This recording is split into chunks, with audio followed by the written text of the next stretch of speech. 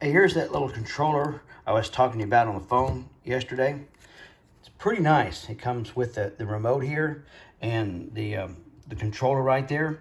It has an extra set of contacts here, so you can do just a regular on and off switch if you want to. And then your wiring is made up in here with the input output of your voltage. This is rated at 288 watts, which is pretty good. Anyway, here's the controller. I like it. It works good.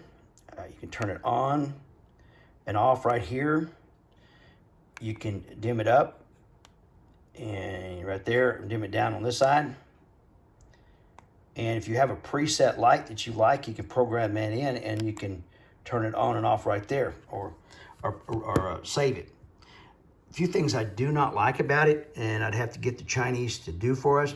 These holes at the top and the bottom are not tapped, and they need to be tapped 632. The reason for that is when you go to put that screw in, it kind of wiggles and wobbles all over the place, and you shouldn't have to do that. You should be able just to go ahead and screw those right into the switch. Another thing that's a little bit confusing is you have a sun or a light emblem here, and then you've got them down here. That's a little confusing to some people. What I want to do is I want to put up arrow, a down arrow, get rid of that in the middle, have an on straight bar, and over here put a round circle right in there. So it's really easy to understand. It's fit real good on a decor wall cover. So, but the screws have to be shorter in order to mount in there. And this will mount flush on the wall if the screws are made the right length.